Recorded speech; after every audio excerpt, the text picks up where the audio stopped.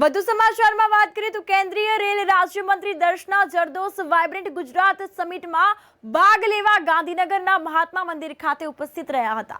તો કેન્દ્રીય રેલ રાજ્યમંત્રીએ ગુજરાતમાં બુલેટ ટ્રેનથી માંડીને આગામી લોકસભા ઇલેક્શનને લઈને ન્યૂઝ ફોર ઇન્ડિયા સાથે ખાસ વાતચીત કરી છે। તો તે જોઈએ અમારા સમગ્ર અહેવાલમાં।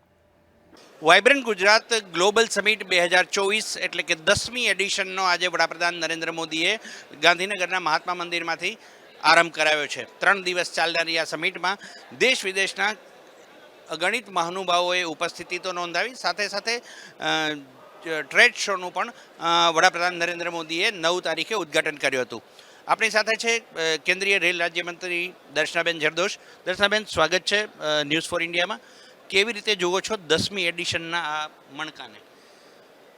ખૂબ વાઇબ્રન્સીથી આજે શરૂઆત થઈ છે અને જે રીતે માનનીય પ્રધાનમંત્રીશ્રીએ કર્તવ્ય પથની શરૂઆત કરી છે કે 20 વર્ષ પછી આવનારા 10 વર્ષ મહત્ત્વના છે, એવી જ રીતે આઝાદીના 75 વર્ષ પછી આ 25 વર્ષ ખૂબ મહત્ત્વના છે, જે 2047ના ભારતને વિશ્વગુરુ જોશે અને 3જા નંબરની ઇકોનોમી બનશે। એટલે નવા સેક્ટરને ધ્યાનમાં રાખીને જે બિઝનેસ પાર્ટનર બનાવ્યા છે, જે લોકોનો વિશ્વાસ વધાર્યો છે ને એ લોકો અહીંયા આવવાના છે અને એ ગુજરાત પ્રતિ અને એની ઇકોસિસ્ટમ પ્રતિ માનનીય ભૂપેન્દ્રભાઈની સરકારમાં જે રીતે અવિરત એમણે જે છોડેલું ગુજરાત છે કન્ટિન્યુએશનમાં આગળ વધે છે, એ જ પ્રમાણેની આ કડી ખૂબ ઉત્સાહ ભરેલી છે।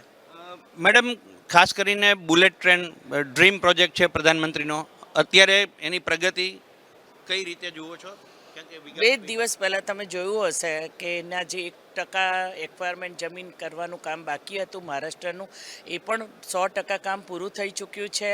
એના પિલર લાગેલા હોય કે એના જે બ્રિજીસ બનાવવાના હોય કે એના ઇન્ફ્રાસ્ટ્રક્ચરના કામ હોય, એ બધાની અંદર જે પ્રમાણેનું ટાર્ગેટ છે એ ગતિથી નવી ટેકનોલોજી સાથે કામ થઈ રહ્યું છે અને 2026ની ટ્રાયલ રન જે બિલીમોરા સુરત વચ્ચે થવાની છે, એના જરૂરી સ્ટેશનો, એ બધી જ કામગીરી ખૂબ સારી રીતે ચાલી રહી છે। એક આખરી સવાલ મેડમ, જેમ ટ્રેન સરપટ દોડી રહી છે પાટા ઉપર, એવી જ રીતે વડાપ્રધાન નરેન્દ્ર મોદીની સરકાર પણ ચાલી રહી છે।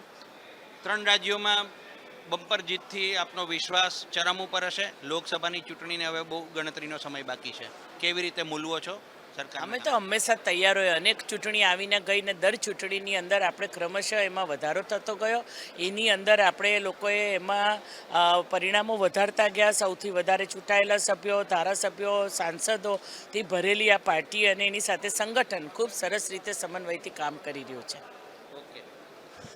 તો આ હતા કેન્દ્રીય રેલ રાજ્યમંત્રી દર્શનાબેન જરદોશ, જેમનું કહેવું છે કે બુલેટ ટ્રેનનું કામ પ્રગતિ ઉપર છે અને મોટાભાગની મહારાષ્ટ્રની જમીન પણ એક્વાયર થઈ ગઈ છે।